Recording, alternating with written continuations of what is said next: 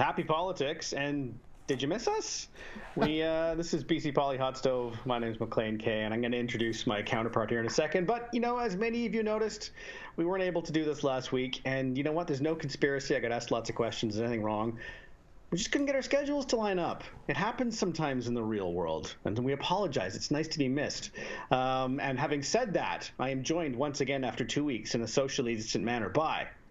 Jordan Bateman, VP Communications, Independent Contractors and Business Association. No, we didn't break up over Wordle, even though Maclean is fed up with me. Despite your best efforts.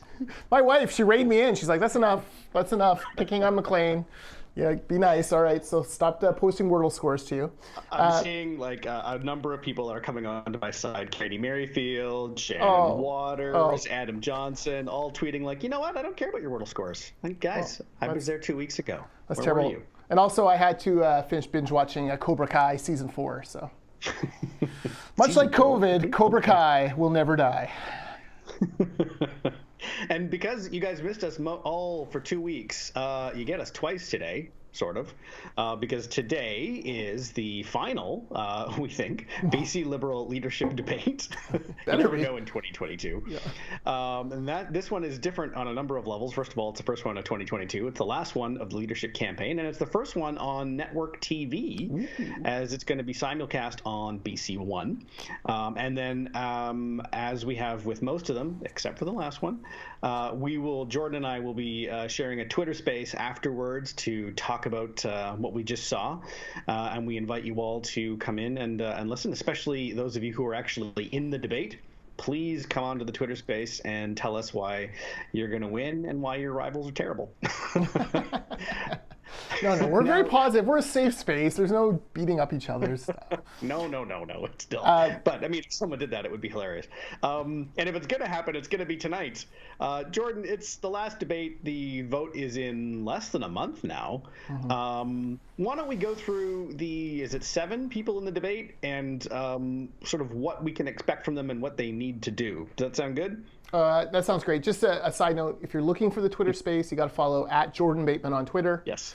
That's how you find it. So yes, it's just a random excuse for me to pump up my massive Twitter following, which I was looking the other day at Justin McElroy's Twitter following, and we're all it's really just Justin's platform. We're all just playing on it at this point.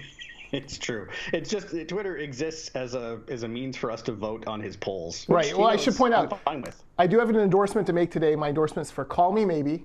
I know, Spirit of the West, Home for Rest, blah, blah, blah, blah. I just feel like that's a song you can hear in any pub across the country, and but "Call Me Maybe" is a classic. Give it up for a Mission girl, Carly Rae Jepsen. It was the biggest song in the world. I mean, come on, "Call Me Maybe." That's true. It's fantastic. I didn't even know she was from Mission. So, if she wins, I'm fine with that. I'm going to vote for Spirit of the West. I'm going to do it. But, if Carly Rae wins, I'm not going to be upset. You're from Alberta. You shouldn't even have a vote. That's true. I've been here for almost 12 years, actually more than 12 years now. Like, at what point 13 years. Or when you agree with me. Okay, damn it. Okay, we're going to put that to the test here in a minute, I suspect. Should we go through sort of, favorite to least favorite, or should we start? Let's start with the easy one. What does Stan Seapos have to do tonight to cap his whirlwind ride from latecomer to the BC Liberal race to eventual champion and leader of the opposition? I would say that for Stan, it's very simple. He has to actually show people that he exists. He needs to do something that is memorable. And at this point, Stan sent out an email to the membership a week or so ago, a 2-part email, and it was basically like frequently asked questions during this debate. But it was more like, who are you? Yeah, but it was more like him asking, like it wasn't like, well, what should we do about COVID restrictions? I can't remember if that was one or not, but let's say it was. And it wasn't like Stan Seapos says we should do this, this, and this with COVID restrictions. It was more like, yeah, that's a great question. What should we do with COVID restrictions? It was sort of like, yeah, no, I don't need you to tell me what my questions are. I need you to tell me what your answers to my questions are. It has not been let's just say has not been a big tidal wave of support, I don't think, to the Stan Seapos campaign at this time. I mean, the whole premise of this segment is us saying what the candidates need to do in this debate, and it already kind of falls apart on the first person here, because I don't know what Stan Seapos is trying to accomplish. I don't think he thinks he's going to win. I don't think. I'm not, and it's not like he's out there driving a single issue. Like if he had come into this race saying, "Listen, I know I'm not going to win." We talked about Dana Larson in 2011 as an example, but it's like this issue is really important to me, and I'm using this venue as a place to drive up awareness. I really think that we need to do X on real estate. I don't know. Then at least I would understand. Okay, well, what he needs to do tonight is he needs to get that message home as many times as possible. I have no idea what he wants to do. I don't. He's not a single issue candidate, but he's also not even a no-hoper. I don't get it, Jordan. I think it's mainly perplexing for us, like political people who take this stuff seriously. And if you're doing a leadership campaign, you plan weeks, months, years in advance sometimes, and then to see someone kind of waltz in at the end and think that they're going to win, and then not even really have you can come in late if you have a plan. If that's the plan, but it just has seemed weird from the beginning. So we've already spent far more time on Stan Seapost than any BC Liberal member will have done. So we can probably move on. Kevin Falcon is a guy who obviously considered widely to be the front runner even by the other campaigns. Yep. The other campaigns now working feverishly to keep him at kind of that magical 41, 42, 43% threshold on the first ballot, which usually spells trouble for front runners. Kevin has to essentially just survive this debate. Look like there's going to be a bunch of punches thrown at him, I'm sure, but look like he can take them, turn it back, maybe a pointed question or two the other way in order to show that he's definitely the Kevin Falcon we remember, who will be feisty in opposition and do all those important things. So for him, it's just survive. Anytime Ellis Ross is going after Michael Lee or Val Litwin's going after Renee or whatever, that is a moment that Kevin Falcon is winning this debate. So I agree completely. For him, he should be like, whatever he can do to kind of, needle the two, get other folks to fight. That will be a good moment for him. And he should not feel like he has to jump in and break anything up. Like, let him go. That's another minute where he's not being questioned. Well, now I am able to vote in Justin McElroy's polls because I agree with you. If I was counseling Kevin Falcon, I would tell him the word to keep in mind tonight is serene. You are not going to get in any pit fights. You will probably get a couple barbs thrown your way. Don't get animated. You are among friends. You're probably going to win. I am telling Kevin Falcon this as a member of his team, hypothetically in this scenario. And just don't get excited. Don't get heated. Don't take anything personally. These hopefully, if you win, these people will all be your colleagues in a couple of weeks. So don't stick your chin out. If you could Control C, Control V the last debate, do that because that went really well for you. Yeah, you're right. It did go well for him. I guess the one exposure he may have is on some of the membership signups. Although, yes. With him, he should just reread Jazz Johal's long 25 tweet thread on this, in which Jazz laid out a very strong defense for essentially what the Falcon campaign was doing. It's got to be a little careful on that. Jazz really invoked the idea that by that is people of color who are taking who are generally being eliminated from the vote count. It'll be a little harder for Kevin, who's not a person of color, to explain that to Ellis and Michael, who are. So you got to kind of be careful there. But at the same time, Kevin needs to stand up and be proud of his campaign. Explain why he's in this, what he's hoping to accomplish. This is still Kevin Falcon's race to lose. And, at this point, that's why I think everyone's going to come out with haymakers against him. But maybe not. Who knows? I've been wrong before, once. Well, you mentioned the leadership, the membership and the vetting issue. And I mean, that would be my advice to probably the next two candidates here, Michael Lee and Ellis Ross, is like, you've got to make this stick tonight. If Kevin Falcon is going to be essentially reading Jazz Johal's tweet stream, they should be reading Lisa Cordasco's article this morning in the Vancouver Sun, saying people in these members of these communities say, no, we want these votes to be vetted. We're tired of the side eyes and the eye rolling. I mean, we just this is the case to make for them.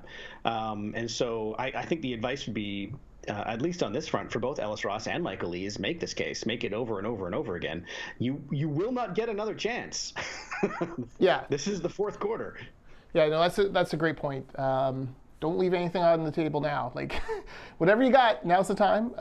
For Michael, we still haven't seen the internal report from the Falcon campaign about the that's right, the issue that arose with his campaign manager and a couple of really foolish Falcon supporters. So there's still that issue floating out there that you could go back to. But yeah, it's now or never. Like, and I think sometimes candidates get into this position where they think or they hope that someone else will say it. Someone else will do the dirty work and say the hard thing. Exactly. But when you're down to your last debate, you can't count on, if you're Michael Lee, you can't count on Ellis, saying the mean thing, or, Val can't count on Gavin Dew to do it. Like, you're going to have to do it yourself. And if that means getting a little of the muck on you, that's unfortunate, but at the same time, you're going to have to get in there. And listen, it's politics. The people voting in this leadership campaign are either people who've been signed up by candidates so they know the candidate personally, and they're maybe only their second votes are up for grabs. But also, if you're a party member, you're not afraid of the cut and thrust of politics. You're not afraid of a little bit of contrasting. I was going to say negative campaigning, but the correct campaign term is contrast campaigning. But yeah, it really is now or never on this, and I guess we'll see. Gavin Dew's an interesting one to me in this campaign, in this debate, because Gavin has pivoted all his communications now to second place votes.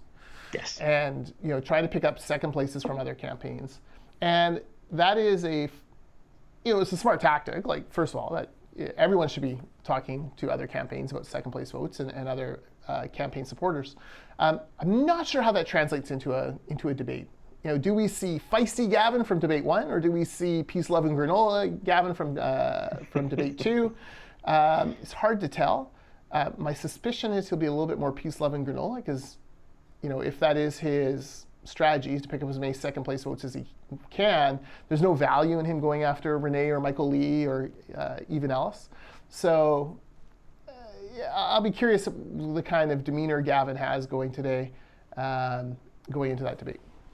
Yeah, I mean, I agree with you again. We're going to risk this. If I was advising Gavin, I think, you've already kind of said he's playing explicitly for second place votes, which is an admission that he won't come in first for first place votes. I mean, this won't come as a shock to anyone who's following this race. So if you're Gavin Dew, my advice to him tonight would be, you have to make it stick that, you are the millennial guy in this race, and that your inclusion going forward in the party is absolutely crucial.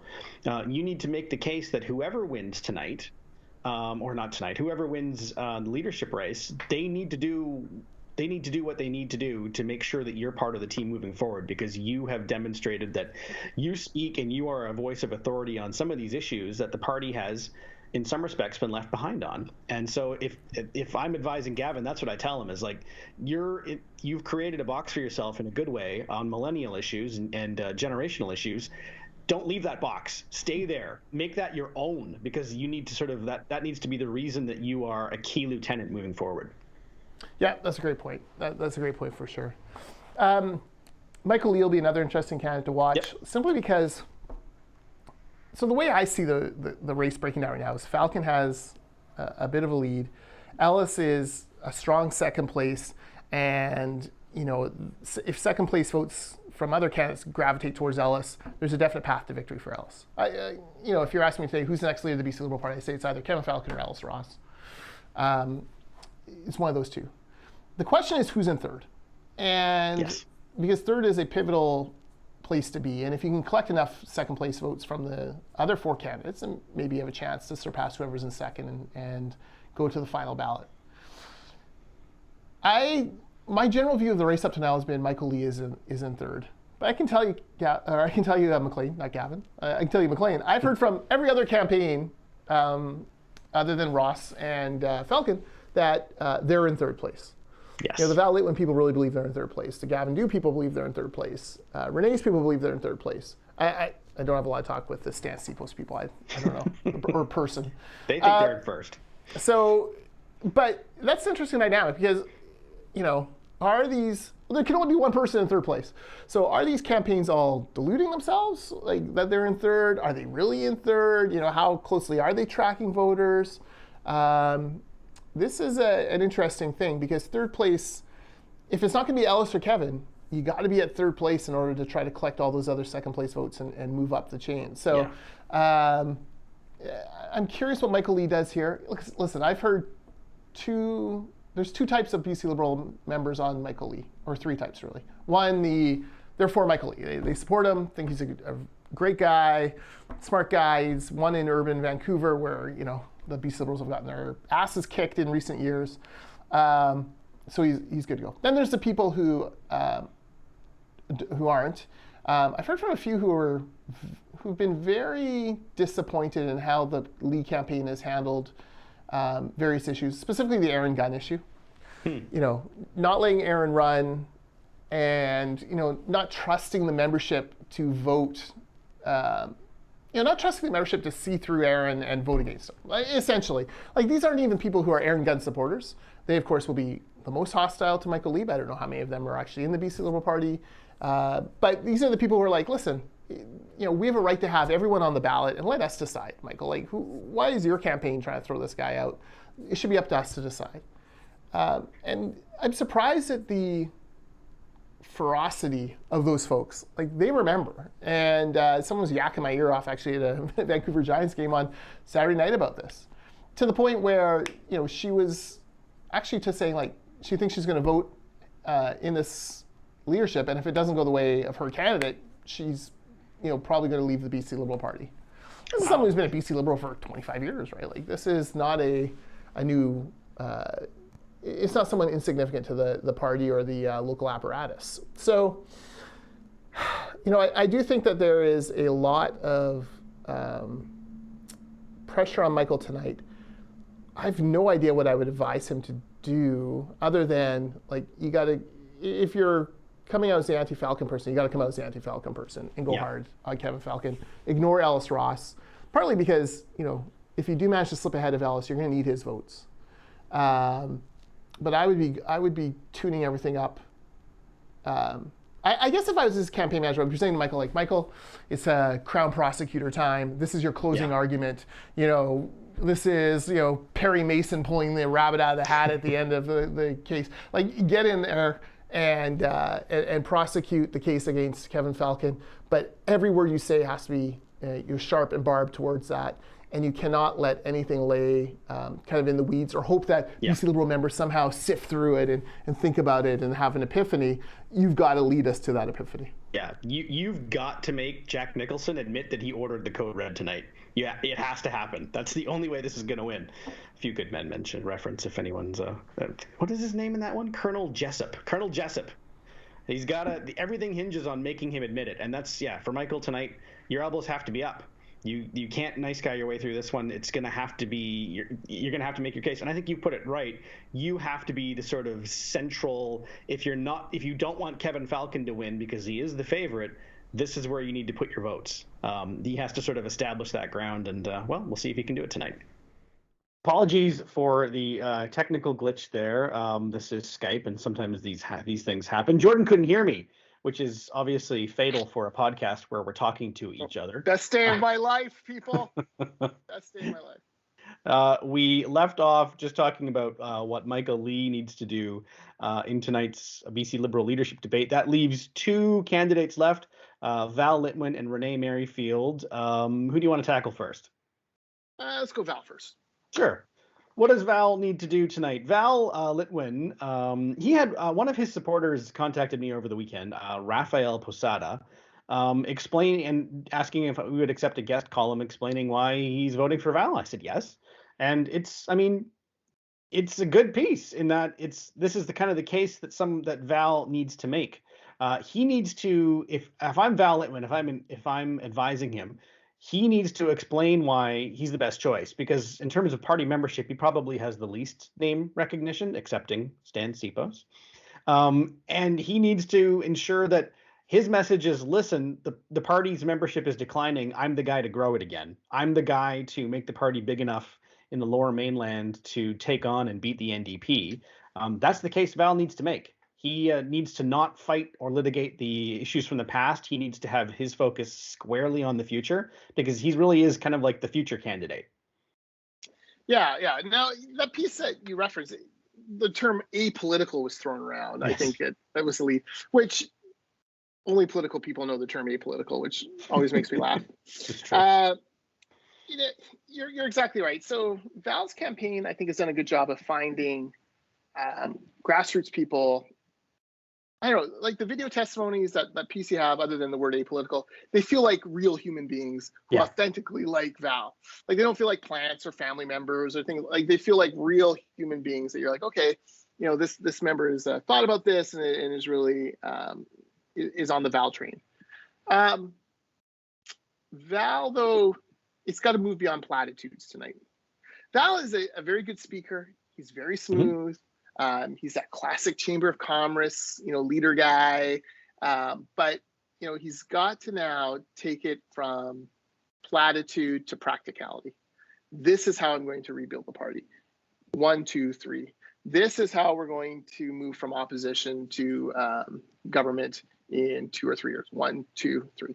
These are my concerns, and this is the remedy. So, I think that he's done a good job of articulating the concerns of many people within the party, but clearly his solutions haven't landed with folks yet, or haven't resonated yet. So now is the time to come out and say, look, not only the operating system upgrade, we're upgrading the operating system, but here's why. Yeah. And here's how. And all you gotta do is click here and vote for me. Like, getting into that kind of practicality will be important for Val, because I think most folks look at him as a very polished speaker, but there's that sense that he's polished, but he's not. I don't think people see him as political, although they see him as smooth. You know what I mean? It's kind of a weird thing. No, I agree. And I mean, if there's any reticence saying, well, we don't want to give Kevin Falcon or Ellis Ross or whoever else free ideas, that's the wrong way to think about this. First of all, hopefully you have more than 2 or 3 ideas that you're going to say tonight. And second of all, if people see you as the ideas person, that's a good thing. Both voters and your fellow candidates. So if this is not an unlikely scenario, if Kevin Falcon wins in a month and Val Litwin has said 2 or 3 really good ideas for expanding the party in tonight's debate, and then Kevin Falcon uses them, A, that's good, and B, people know where they heard it first. It's a good thing. Yeah, no, exactly. So, yeah, look, we've always said Val is a low floor but high ceiling candidate. Yes. There's no more opportunities after this. Like, you're not going to get a larger group of BC Liberal eyeballs than you're going to get right now. So go, let's see it. Let's take it to the next level. That brings us to Renee Merrifield. Yes. And if you're listening, this was totally random order. There's no. Yeah. I mean, we started with. Well, I still want to talk about Ellis at the end, because you're right. We touched on Ellis, but let's stick with Renee, and then we'll go back to Ellis. Awesome. Yeah. Well, Renee, I think Renee has gotten past the social media beatings that she was regularly taking from mainly from the NDP and certain CKNW radio hosts. I think she's moved beyond that. I saw she sat down with Van Culler with Mo Amir's show on Check. It's that station that plays Capital Direct every week that apparently you appear on, but on your second best podcast. But so she's gotten past that kind of critical vetting period. That's good, because now there's a lot of green grass in front of her. It's like a running back that finally breaks through the offensive line. Yeah. And okay, you're into the second level, you're into the linebackers in the secondary. Sorry, Julian Stead. And you've got a chance. Like, you're past the big guys, and now you can see if you can run. Renee tonight, a little bit like Val, we need some practical solutions to things. Practical solutions that people are like, she gets it. And not on things like, not just on things like COVID or whatever the issue of the day that Global brings up. Is it Zussman tonight, or is it Baldry, or both? Do we know? I don't even know. Whatever I'm assuming it's Zussman and Baldry. Beyond the kind of like issues of the day, like the practical, like, this is how we're going to rebuild the party. This is what, these are the kind of voices I'm going to amplify within the party. Yeah. This is where we're going to go. This is what I believe. Like, that'll be important for Renee tonight, to give that kind of compelling case. Look, for all of them, it's like I said with the Maclean, it's the closing argument. Now is the moment to really step up and shine. I've seen of all these candidates, I think Renee's grown politically the most since we started. I find she's found her feet, and like I said, she's moving ahead. So there's opportunity there. Renee is someone who could end up being in third place after a couple of ballots, and that would be a very interesting spot. So it's just a matter of introducing the fact that you have ideas, concrete ideas on how to rebuild the party and move from opposition into government, not just ideas about what you would do in government. The only other piece of advice that I would be giving Renee Merrifield is unlike the advice that we said for Michael Lee, where you just got to swing for the fences. With Renee, I think it's a little different in that she can probably least afford, both in this race and long term, any more sort of toe stubs or unforced errors. There's been a couple times where you mentioned getting some social media drubbings. You don't need another one of those. You more than anyone else in this race need to avoid that. And so if that means playing tonight a little more small c conservatively, that's fine. I think that's actually a better and more sound strategy for her than it would be for Michael Lee. Yeah, no, that's fair to say. You're right. Renee's been a real lightning rod on social media ever since she was elected. Yep. I would submit to you that very early attacks from Bill Thielman just show you that long-term NDP operatives see Renee as someone who could be a problem down the road for them. Mm-hmm. Might not be in this leadership race, maybe in the next one, maybe in opposition, whatever it is. NDP operatives don't kick dead horses, right? Like they only go after folks who they think are a threat. And so clearly Renee has touched a nerve there. Yeah. And so think long term, I guess, would be the advice. Yes. And then we kind of, you're right, we kind of halfway touched on it, but not specifically and directly. Ellis Ross, who, I mean, you were right off the top to say, if there are two people who are kind of the leaders or favorites, what would the odds be on a Vegas bet that, either Kevin Falcon or Ellis Ross wins this at this point? They'd be almost prohibitive, right? So what's your advice for Ellis Ross? Well, it's win time for Ellis Ross. Yeah. So if Ellis Ross is going to be the next leader of the BC Liberal Party, tonight is a big, big, giant leap towards that. Ellis needs to show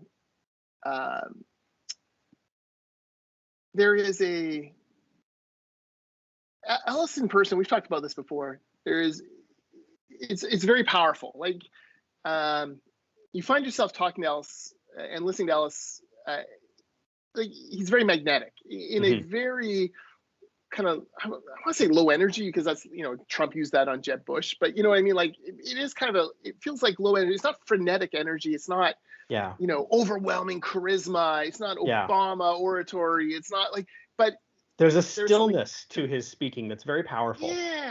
Yeah, that's a good way of putting it, which is why I think in the House they have such problems with, heckling him, because there is this kind of, you're right, stillness that is there. We've got to see how that can translate now onto TV, because look, the frustrating thing for a lot of folks is that in election cycles, really the leaders debate is the one time where they're going to see the leaders or see clips.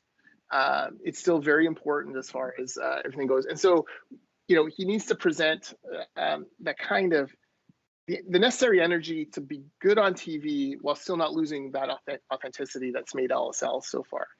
And it's tough to do. Like it's hard to do. I'm not sure Ellis is the most. Well, I want to say Ellis is not the most TV friendly of these candidates. Probably Val is. If you're just going straight, who's sharp on television. Yeah. But that's not a disqualifying thing. There is a way to do it. There's a way to let that authenticity shine through. You can't. In that second debate, when first inexplicably all the guns turned off of Falcon and went to Ellis, he stood in there. He's got to be.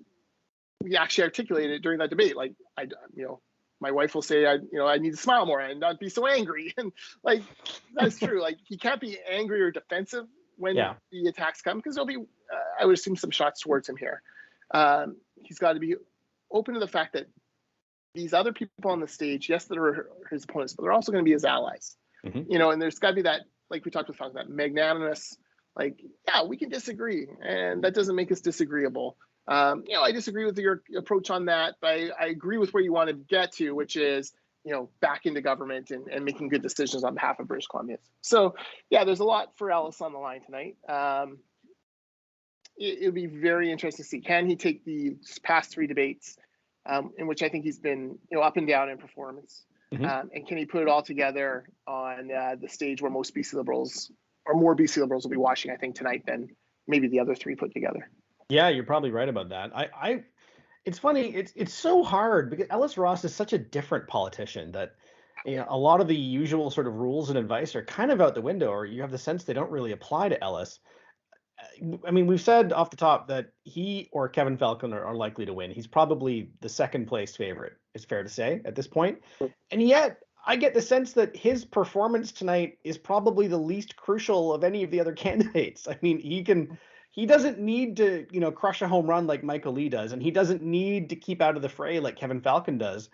With Ellis, it just everything feels a little different. The dynamics that will have him win or lose, they almost feel independent of this debate. I could be wrong about this. That's just kind of my sense. But I think just showing more of the Ellis Ross brand, you know, we called it stillness, that same sort of magnetism that brings the legislature to a halt when he speaks. If he can sort of show that off more than he has, I think, in the other debates, and it's tougher in that venue, I think that would actually be the most useful thing for him long term, is when everyone else just kind of stops and watches him speak. I'm trying to think of another politician like that, and I struggle, actually. He's very different. Yeah. Ellis, well, I would say this debate's actually important for Ellis as far as picking up second place votes from those other guys. Because, you know, lots of people may mark a ballot for 1 or 2 or 3 candidates. You need you know, if you're Ellis Ross, you need them to mark a second candidate for you. Yes. So that, you know, if a ballot win drops off, the seconds all go to Ellis. Because as we've talked about before, you know, if Kevin Falcon's at 44% on the first ballot, and then you get someone drop off, and, you know, his 3, you know, votes go the other places, and, you know, it trickles up. And the whole game then for whoever's in second and third is we've got to collect as many second place votes as possible. When you're the front runner, there's a sense that, you know, anyone who's going to vote for you has already voted for you. I'm not sure why that is, if it's just the way humans are wired, but there is that sense. So for Ellis, he's got to find a way to take any attacks, any shots that come from Michael Lee or Gavin Dew or Renee, but answer them in a way that doesn't discredit that candidate, but actually makes the, you know, candidate supporters go, oh yeah, no, he should be my second choice. Yeah, that's tough. Like, it's a tough path, right? These preferential ballots are not easy. No. They're very tricky politics. You've got to figure out a way to, you know, eviscerate your opponents without, you know, looking like you're eviscerating them, so that their second place votes will come to you. That takes a lot of nuance and skill, and, you know, frankly,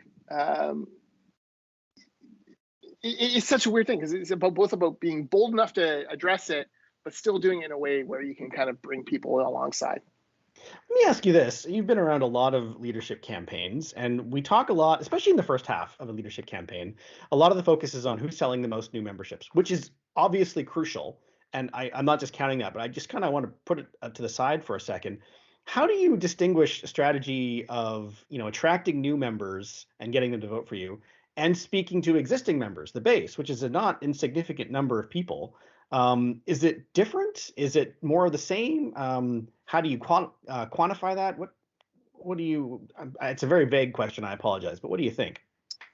Yeah, so I think, you know, when you get the list of all the new members, you've signed up all your members. Other campaigns have. You take a look at the list. You know which ones you've signed up generally. Yeah.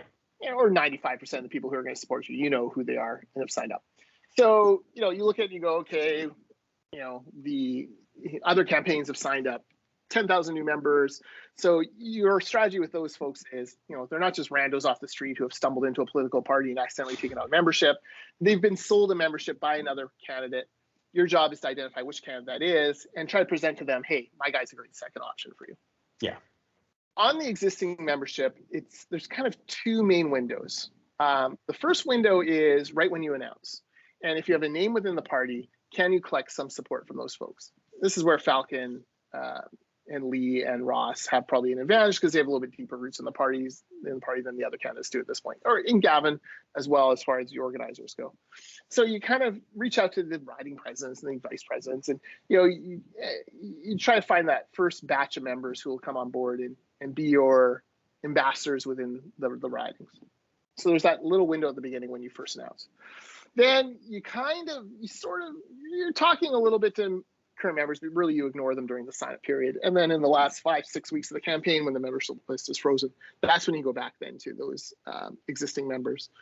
And your pitch to them is not the same as your pitch to the new members who you're hoping for second place votes. It's more tailored. You're setting up more sophisticated emails and communications to them. Maybe you're reminding them of the good times. Maybe you're reminding them that we've got to start winning again. And that's the window we're in now. And I can tell you, as an existing member, I've received communications from all sorts of the campaigns, and it's very geared towards party rebuild. Like that, the message that's really the message to the existing members is like how we're going to rebuild the party. Grassroots, listening, naming, conventioning, all that stuff. And I think it's a little bit more practical in its outreach than the, when I'm premier, I'm going to XYZ. Because right now, I think most existing members of the party are like, we're a long way from an election, let alone from having the team necessary to win the election. Like, let's take baby steps and start putting the foundation in place first. I'm mixing metaphors all over today. That's good. Yeah, will be lots of mixed metaphors tonight too, I'm sure. Now, we did speak a long time about the debate, and we're going to speak a long time about the debate after the debate tonight. Once again, follow Jordan Bateman on Twitter and catch us there. But before we go, let's talk about yesterday and the COVID public health order confusion, which moments before we started recording, we published a really great analysis of what went wrong by someone who knows exactly what she's talking about, in Katie Merrifield. But if you weren't following, here's the situation in a nutshell. The last public health orders, which closed gyms, fitness centers, and nightclubs, were going to expire last night at midnight, basically first thing this morning. The provincial government quietly changed the orders without making an announcement, extending them indefinitely yesterday, hours before they were going to expire. Many gyms had advertised they'd be reopening tomorrow because that was the expiry date of the public health order, and no one told them otherwise. And the Minister of Health was almost kind of peevish, saying, well, we were always going to update them tomorrow. I don't understand what all the fuss is about. Well, the fuss was that you said they would expire at this time and people took you at your word. Mm-hmm. Katie explains how and why this can happen on a sort of behind the scenes, but it was hard to understand in real time how they could be this. The word is sloppy, Jordan. This was sloppy. Yeah. Yeah. Well, first of all, you say the Minister of Health, Adrian Dix, was peevish in his tweet. I would say snarky. Yeah, that's fair. And incorrect, posted an incorrect date as to when the order was supposed to end, to which the media gleefully posted the highlighted correction for him, which we don't see Adrian Dix get corrected a lot by the media, so I'm sure that made him even more peevish. No one likes that. How many times do we have to go through this? Like, they cancel New Year's Eve, or they, closed restaurants with no warning, or, and it doesn't just extend to COVID. Like if it was just COVID and a one-off, okay, well, they're afraid, they're tired, et cetera, et cetera. But this is happening over and over again. Yeah. There's an order now that teachers have to disclose vaccination standards. That has not been communicated out at all. It's just now an order, and there's no, Jennifer Whiteside's out there explaining it. There's no explanation whatsoever. It's just now happening. This is a problem. The gym closure this time, I think partly because it was over New Year's, which is a New Year's resolution, is big time for gyms. Yep. Second, because we're obviously in a very rough mental health state collectively as a society, and because gym people are just freaking ticked off about this now because they're being jostled in Costco and waiting in line, but they're being told that they can't do their exercises even at a 50% capacity. Yeah. They can get their steps in at the casino. Yeah. There was a protest held. Someone held a workout class at Metrotown Mall this weekend in Burnaby, which is perfect because Metrotown is allowed to open to as many thousands of people as you want. And like, kudos to whoever thought of that as the protest spot, because that actually is hilarious to me. This has been different this time. This has been different. People are fed up. There's a sense that healthy people aren't really, the Omicron is not hurting healthy people in the way that the first few waves attack people. Yes, hospitalizations are up, but there's no communication on that really. So this is not sat well. And then you have these businesses planning to reopen because that's when the order ends, and she's given no hint that it's going to go on. And in the in the dark of night on the bowels of the internet, the order has changed. Like if Zussman hadn't noticed that the order had changed, and the gyms that opened this morning, those gyms would have been in contravention and could have been fined. It's your job as government to communicate this stuff out effectively, not just through a minor, like a little textual change on a public health order. So not good. They should be better than this. They should be more practiced than this. Yeah. We spent a lot of money on freaking government communication specifically for this stuff. Yep. And, still, it took 2 hours of the media going around in circles, like, what is happening here? One can only imagine, the trouble getting hold of folks in NDP land. And then finally we get the snarky tweet from Adrian Dix. Like, we've always said this. Well, we repeatedly said this. Well, you find one reference, the throwaway reference that Dr. Bonney made on a Friday. And then he got the date wrong with when the order ends anyway. Well, and there was this, we were always going to have Dr. Henry talk about this tomorrow. Well, again, first of all, the order expired the day before. That's just, you can't change that. But there's also an unspoken assumption that people are still hanging on bated breath for these. And that's just not true. And it hasn't been, I would say, for over a year. And the idea that it is, a gym owner's responsibility to take it as unspoken but understood that the orders are in place until we tell you differently, and the expiry date is just there because it legally has to be, you're asking a lot.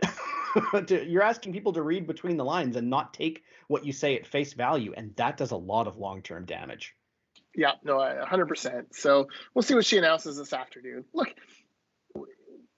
this is the other thing. So I'm not sure what she'll announce this afternoon, but it better be good and complicated enough that it explains why you didn't do it yesterday. Yeah. So it's easier for you to delete 4 words, I guess, off of the provincial health order than hold press conference a day early. All right, but you better have something good that explains why that happened. Not even a news release or a statement beforehand yesterday. I mean, these are things, if Dr. Henry and Minister Dix were physically prevented somehow, and I'm sure this is not the case, from doing an event yesterday, there are many other options at the fingertips of government that could have at least helped mitigate this damage proactively. And again, it just didn't happen. Yep. It's hard to understand. Said it again. It's sloppy. I mean, they're going to ask a lot of questions about gyms and all that, and bars and whatnot today, the media. A question I'd like the media to ask them? Dr. Bonney and Mr. Dix, you've repeatedly stated that, employers should be ready to have a third of the workforce off at any one time over Omicron. What's your plan in your office for that? What's your plan in the healthcare system in general for that? What happens if Dr. Bonney gets Omicron? Or Adrian Dix? Who's stepping in? Yeah, that's fair. Especially because he can't bring great news about Premier Horgan yesterday that he's done what did he say, 35 rounds? I don't know how much radiation treatment is normal for throat cancer, but wow, what a grueling, that's unbelievably grueling, and kudos to him for I was gonna say putting up with it, I don't know, for persevering, for coming out the other end, in good humor. Exactly, in good humor and with his dumb Star Trek puns. Bless him. That's how I know it's really him. But you can't, obviously he's got to stay working from home, and his immune system's going to be a wreck at this point, and so he can't fill in if Dix is sick. So these are the questions I'm kind of starting to ponder. As ICBA, we've about half of the team works remotely at any given time. We've kind of had 4 or 5 people who have been sick, but no internal transmission like from outside sources, and our protocols are holding great. But like, what happens? I'm very aware of Dick's and Henry's what I think is decision fatigue being shown now, and then just general fatigue, forgetting the decision fatigue, real fatigue. Of course. But what happens if they get sick? Like that's an interesting thing that I'm not sure we've ever really heard articulated from them. Yeah, and let's hope it doesn't come to that. And even if with Omicron, hopefully it would just be 48 hours and they're back. But you're right. I mean, there's not a lot of bench strength that's evident there, and not a lot of depth. So we'll see what happens. Now, can you imagine Bob Mackin's face if they bring out Penny Ballum to? Mackin will go nuts.